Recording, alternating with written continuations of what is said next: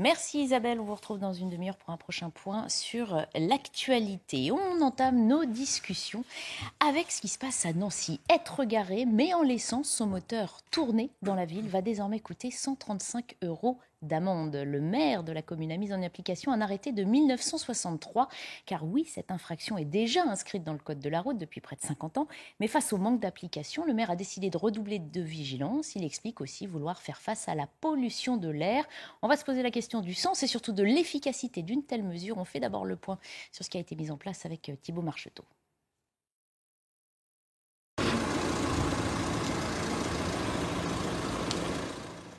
Cette habitude pourrait vous coûter cher. Mathieu Klein, le maire socialiste de Nancy, vient de signer un arrêté pour verbaliser les voitures qui tournent hors de la circulation. Couper son moteur en stationnement ou à l'arrêt en dehors de la circulation, c'est un geste de bon sens. Pourtant, cette mesure de santé publique et de sobriété énergétique n'est pas assez connue et pas assez respectée. C'est pourquoi j'ai signé aujourd'hui un arrêté. Des exceptions sont prévues pour cet arrêté, comme par exemple les véhicules de secours aux personnes, les véhicules de service public en intervention, les camions frigorifiques transportant des denrées alimentaires, mais aussi le préchauffage des moteurs en cas de température négative. Une mesure écologique de bon sens? Pas tout à fait, selon cette association d'automobilistes. Laisser tourner son moteur, évidemment, ça pollue, mais le couper en permanence et le rallumer, ça pollue à peu près autant. C'est vraiment une fausse bonne idée. Voilà, c'est un petit harcèlement de plus pour les automobilistes. À noter que couper son moteur à l'arrêt est une obligation à Londres, en Belgique et en Suisse, mais également en France par un arrêté ministériel de 1963 qui est cependant tombé en désuétude. Maître Basile Tissot, tous les conducteurs font ça, parfois s'arrêter quelques secondes devant une boulangerie par exemple. Est-ce que cette mesure n'est pas de nature à alimenter ce qu'ils disent? On pénalise encore une fois les automobilistes pour des petites infractions, certes, mais la routine du quotidien. Bien sûr, bien sûr. Surtout que cet arrêté qui est pris par le maire de Nancy, Mathieu Klein, est déjà inscrit dans le code de la route. Il est déjà prévu. Il y a un article qui est prévu pour ça, un article qui sanctionne le fait de garder son moteur allumé, mais pas que, qui sanctionne aussi le fait d'avoir un véhicule qui émet de la fumée, des gaz toxiques, corrosifs, odorants, dans des conditions qui incommodent la population, qui compromet la santé publique. Et forcément, l'écologie va avec, ça se suit derrière. Cet article 318-1 du Code de la route sanctionne donc le fait de garder son moteur allumé à l'arrêt et il punit cet acte, il punit ce comportement d'une contravention de 4e classe, c'est-à-dire 90 € d'amende minorée, 135 € d'amende normale, et quand même, faut le savoir, jusqu'à 375 € d'amende lorsqu'elle est majorée. Cet article rappelle un vieil arrêté très ancien qui a été finalement un petit peu déterré par Mathieu Klein, qui rappelle cet arrêté du 12 novembre 1963 que les véhicules en stationnement doivent avoir leur moteur arrêté, sauf en cas de nécessité, notamment lors des mises en route à froid. Et c'est ce qui est rappelé par cet arrêté. Alors, sauf que ça s'appliquait à une époque, on va dire, lointaine, avec des véhicules qui n'étaient pas du tout ceux qu'on a aujourd'hui. Tout à fait, tout à fait. Ça devrait faire une différence. La différence est faite, surtout que des systèmes ont été mis en place, des systèmes start and stop qu'on connaît tous, pas mal d'éléments sont prévus en fait par les constructeurs pour déjà tenter de réduire cet impact écologique, du fait de conserver son véhicule allumé à l'arrêt. C'est déjà prévu par les constructeurs, c'est prévu par les textes, et cet arrêté finalement de Mathieu Klein, maire PS donc de Nancy, vient finalement rappeler et mettre à l'ordre tous ces joyeux automobilistes, et pas que d'ailleurs, on a aussi des motards, des scooteristes, tout le monde est concerné, les rappeler à l'ordre en leur disant finalement de ne pas garder son véhicule allumé à l'arrêt, enfin plutôt lorsque le véhicule est stationné, ce qui est finalement relève du bon sens finalement. Voilà. Et alors, je comprends ce sentiment de ce...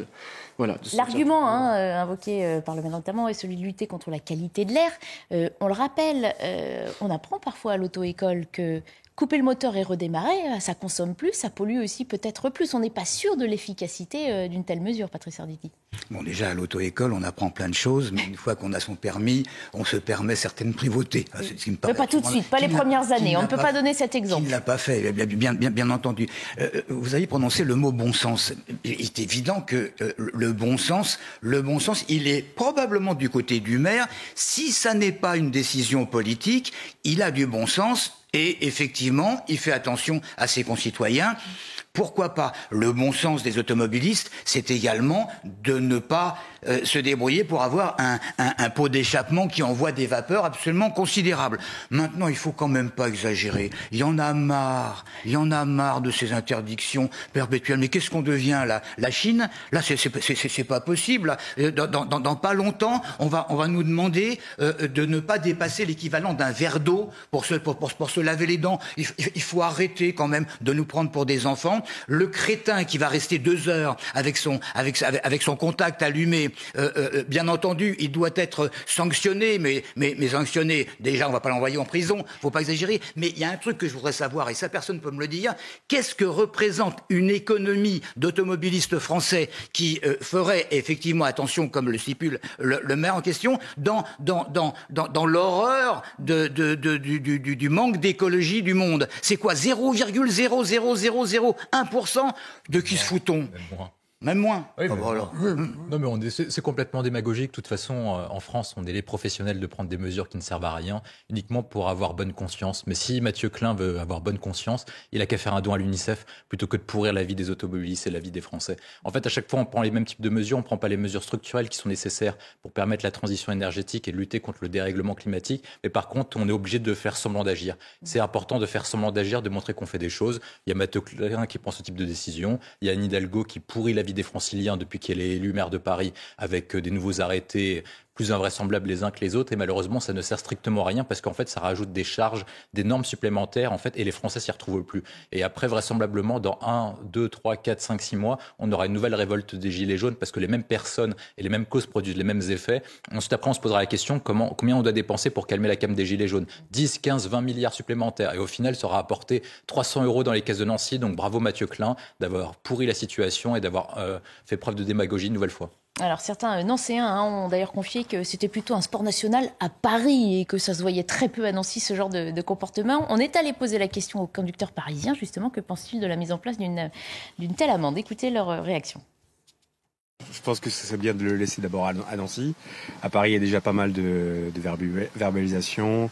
Il y a déjà beaucoup de taxes et beaucoup d'amendes à payer pour n'importe quoi, n'importe quand. Étant donné de toute façon le prix du carburant, je pense que personne ne veut perdre du carburant en restant à l'arrêt. Et en plus, mine de rien, ça pollue moins et ça nous coûte rien d'étendre notre moteur. Il y a beaucoup plus de gestes du quotidien qui polluent. Donc c'est pas l'automobiliste qu'on va blâmer du jour au lendemain. Christian Proutot, on l'entend finalement se renvoie la balle. Non, mais laissons donc ça à Nancy et restons tranquilles. Je pense que les gens ont toujours eu du bon sens. C'est du bon sens, on l'entend encore une fois. C'est un peu ce qui s'exprime à travers ces témoignages. Moi, la question que je me pose, c'est ça touche combien de personnes? Est-ce que tout d'un coup, à Nancy, tous les gens ont décidé alors peut-être avec non, mais à l'échelle nationale, il faut reconnaître qu'il faudrait qui a une voiture ici, qui ne l'a jamais fait. Bon. Non, mais peut-être parce qu'avec la chaleur, les gens avaient la clim, et donc ça permettait de rester dans un cocon frais. Ouais. Je ne sais pas, mais comment ce maire a-t-il pu se dire tout d'un coup, oh là là, on a trop de véhicules à Nancy qui s'arrêtent et le moteur continue de tourner. Parce que c'est ça au départ. Quand vous mettez une règle en place, c'est parce qu'il y a un abus d'un geste qui peut être multiplié par 10, un désordre. Sauf si c'est une décision politique, comme poser la question. C'est là où on peut être amené à se dire, est-ce que derrière tout ça, il n'y a pas un peu de démagogie, de conjoncture? Oui. Alors surtout... Je m'excuse, mais je crois qu'il y a un petit différent. Je veux dire, il y a un concours maintenant entre les écolos et les socialistes. Là, c'est à l'élu. Le concours l'épine. Les insoumis, bien longtemps. Bah non, mais les insoumis, là, c'est plus écolo. La grande parade. La grande parade. Il faut trouver quelque chose. Il faut faire parler de soi. Il faut attirer un projecteur. Et ben voilà. Bon, alors, la question aussi, c'est est-ce que les amendes seront mises, distribuées? On sait que la police a bien d'autres missions à mener. On est connecté avec Abdoulaye Kanté. Bonjour, vous êtes policier dans les Hauts-de-Seine. Vous êtes auteur de l'ouvrage intitulé « Policiers, enfants de la République » publié chez Fayard. À Nancy, vos collègues disent l'objectif n'est pas de verbaliser, mais de rappeler que chacun a sa responsabilité individuelle. Et dans un premier temps, nous allons faire de la pédagogie. Que pensez-vous de la mise en place de cette nouvelle infraction, enfin qui n'est pas nouvelle mais qui est remise au goût du jour à Nancy? Écoutez, je pense que aussi c'est peut-être aussi, on va dire, peut-être de la politique. Comme vous l'avez rappelé tout à l'heure, je pense que nos collègues ont bien mieux à faire, on va dire, pour pas verbaliser des gens qui laissent leur voiture allumée. Mais je pense aussi, oui, que c'est une forme aussi de pédagogie à faire. Donc, avant de verbaliser, il faut faire aussi de la pédagogie, de la répression. Bon, je pense aussi qu'avant que ces amendes soient mises, donc il va falloir bien expliquer on va dire aux conducteurs pour leur dire que voilà, ne laissez pas vos véhicules allumés parce que je pense aussi à cause du réchauffement climatique, etc. Donc voilà, juste faire de la pédagogie avant de réprimer. Je pense que ce sera ça le plus nécessaire. À côté de ça aussi, nous avons nos collègues qui ont beaucoup plus de boulot et plutôt de perdre du temps avec ça. Maître Tissot, 135 € d'amende, on peut peut-être parler de cette fourchette de prix, ça paraît aussi énorme comparé à d'autres infractions. Oui, clairement. 135 € d'amende, il s'agit d'une infraction de 4e classe. Il n'en reste plus qu'une dernière, c'est la 5e.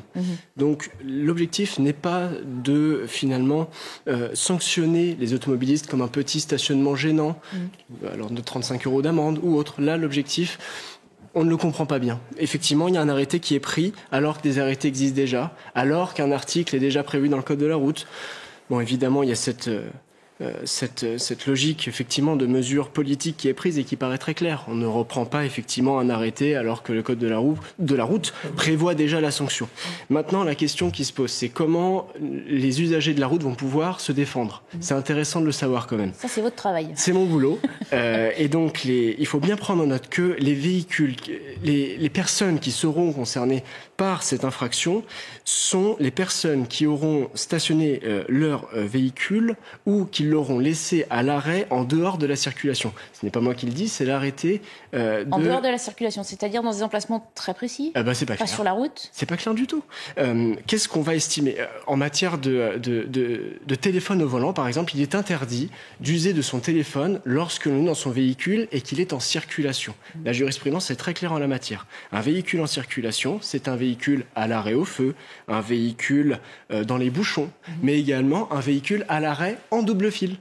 Et donc, si M. Klein nous explique qu'il ne faudra plus garder son véhicule arrêté lorsque votre véhicule est à l'arrêt ou en tout cas en circulation et non pas en stationnement, parce que voilà, oui, non, c'est tout l'inverse. Il ne faut pas que le véhicule soit, en stationnement sur une place de parking, par exemple. La jurisprudence est claire. Si votre véhicule est à l'arrêt en double fil, vous pourrez conserver votre véhicule allumé. Si vous êtes dans les embouteillages, vous pourrez continuer de le garder allumé.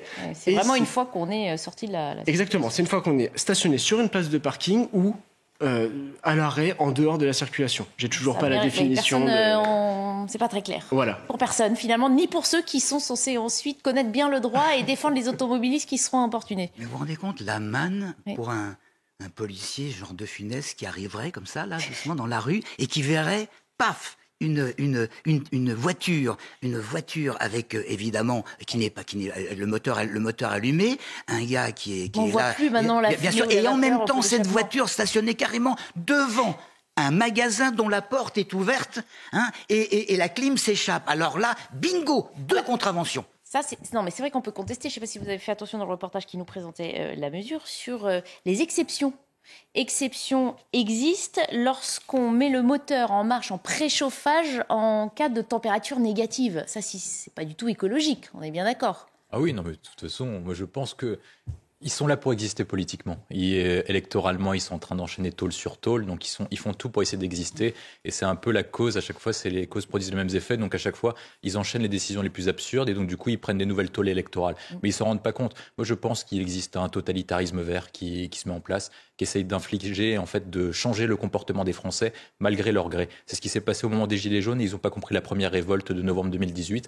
Donc ils rajoutent une nouvelle couche et il y aura ensuite après une nouvelle révolte. Parce que quand vous voulez changer le comportement des Français. Tous les Français. Non, ça nie aussi quelque part le bon sens de chacun. Non, mais les Français, Français, jaunes ou pas gilets jaunes. C'est pour ça que je parle de totalitarisme, parce qu'en fait, vous voulez modifier le comportement des Français en insinuant qu'ils sont trop bêtes pour comprendre eux-mêmes. Ils savent pas que le prix d'énergie a monté, qu'on est en inflation à double chiffre sur les questions énergétiques, et donc par conséquent, il serait opportun de mettre un arrêté, une réglementation pour les pénaliser davantage. Mais est-ce que les automobilistes n'ont pas déjà été pénalisés par les différentes mesures prises par le gouvernement et les pouvoirs publics depuis une vingtaine d'années? Est-ce que le gouvernement et les différents gouvernements n'avaient pas incité d'encourager à rouler au diesel davantage sur d'autres méthodes de carburant? Et à chaque fois, les Français ne comprennent pas ce type de décision, dans la mesure où les décisions apparaissent comme contradictoires avec le but affiché. Le but de Mathieu Klein, c'est de faire de l'écologie s'il est élu socialo-écologiste. Et donc, du coup, il doit prendre des mesures pour favoriser la transition énergétique. Il devrait peut-être penser à la question des lumières dans son administration, la question de la consommation énergétique dans les bâtiments, qui consomment davantage et qui émettent davantage de gaz à effet de serre,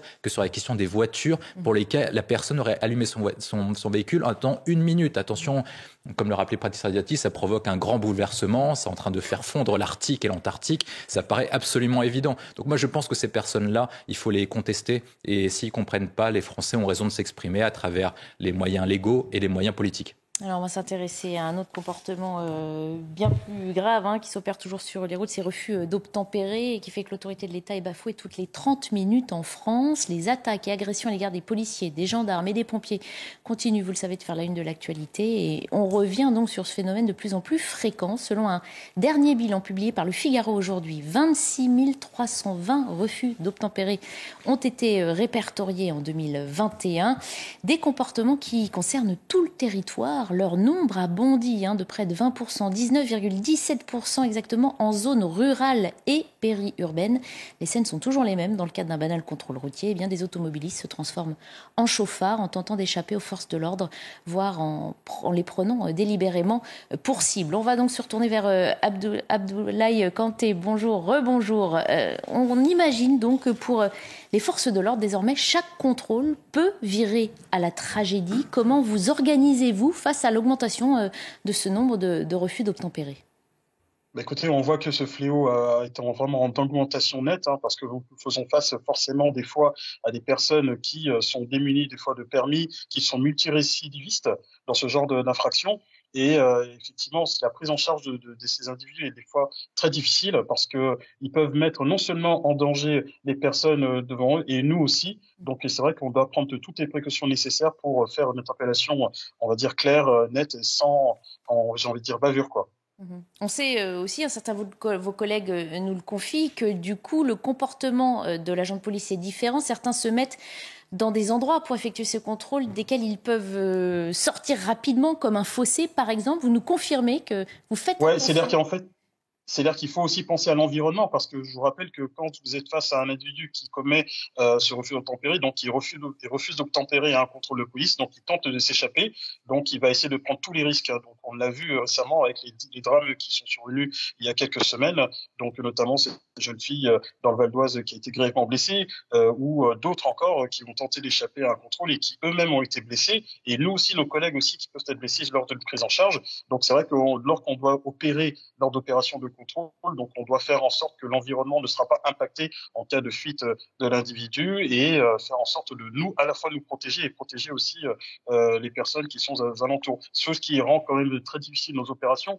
Je rappelle, comme vous l'avez dit, le chiffre, donc nous avons un refus d'obtempérer entre 20 et 30 minutes, donc c'est quand même un chiffre qui est quand même criant et qui montre qu'il y a vraiment une volonté de ne pas respecter, les ordres de la police. Maître Tissot, est-ce que vous avez vu augmenter ces dossiers aussi? J'imagine que vous pouvez être amené à défendre des individus accusés d'un refus d'obtempérer. Ça prend de l'ampleur dans notre société aujourd'hui. Complètement. Le cabinet est régulièrement appelé pour des refus d'obtempérer, pour des victimes de refus d'obtempérer aussi. On a un peu de tout.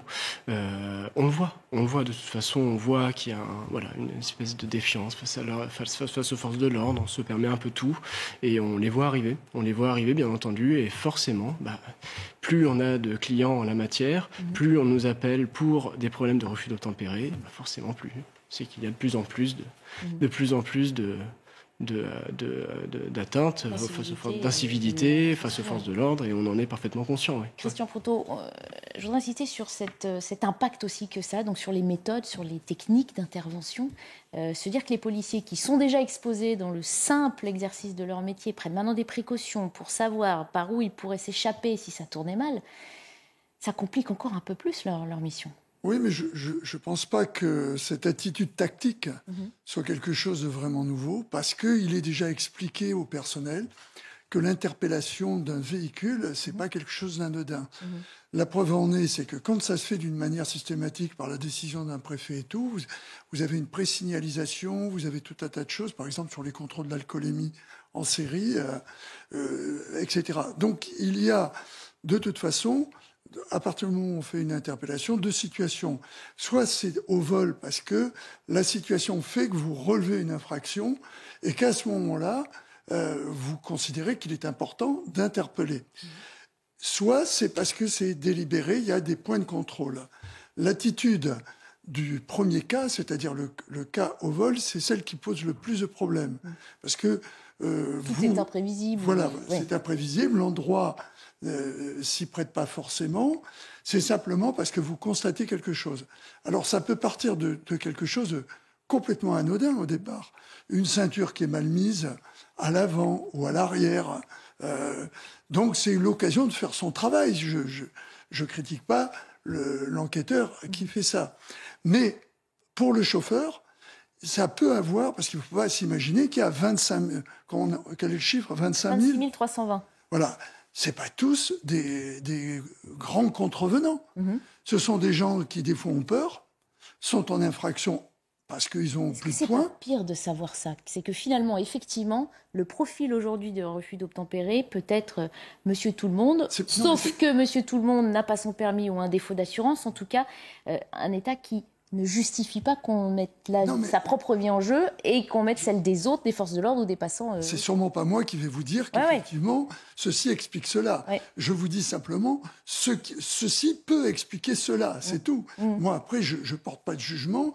Je trouve complètement insensé, tout d'un coup, de s'engager dans un processus qui va conduire, en dehors de se mettre en risque soi-même, de mettre en risque les fonctionnaires qui font leur travail, et peut-être les passagers qui sont avec vous, ou d'autres personnes. C'est pas ce que je veux dire. Vous me posez la question, j'essaye de trouver l'explication. Donc ce ne sont pas que des grands délinquants. L'explication par rapport aux chiffres. C'est ça qui est inquiétant. Et je suis sûr que Maître Tissot pourrait nous le dire.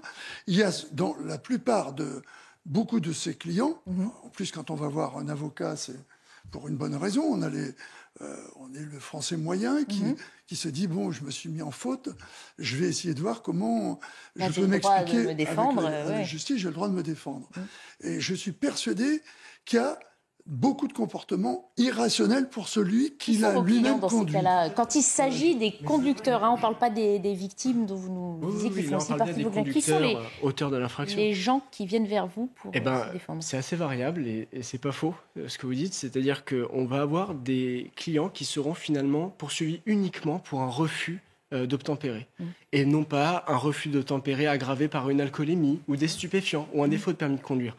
Et ça, en tant que défenseur des droits, ça nous inquiète. Parce que cela, en fait, laisse apparaître un profil, finalement, aussi de personnes qui sont apeurées, inquiets de devoir être contrôlées, de devoir être poursuivies. Et on comprend tout le monde dans cette histoire. À la fois les automobilistes et les usagers de la route, mais également les forces de l'ordre qui... On ne doit pas... Un agent des forces de l'ordre qui demande à ce qu'on s'arrête...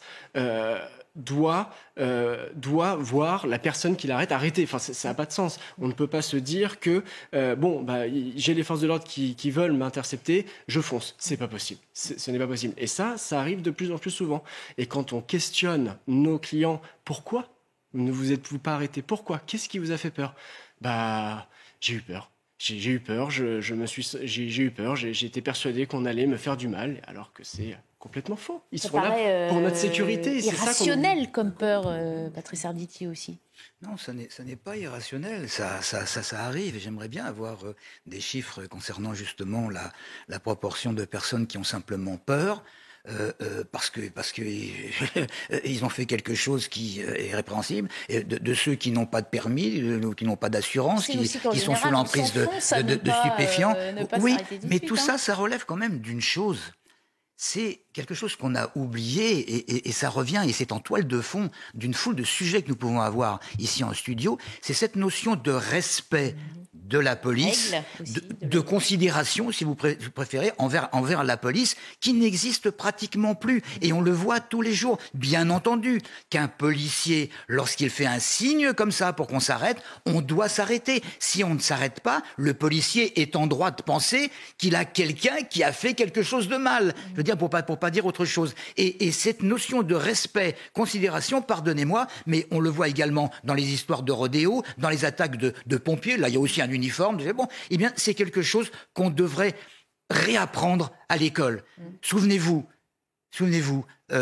en cours de récréation, il y a quelques années, quand on essayait de se battre avec un camarade, immédiatement les surveillants arrivaient et nous séparaient. Plus maintenant. Quelques années, t'exagères.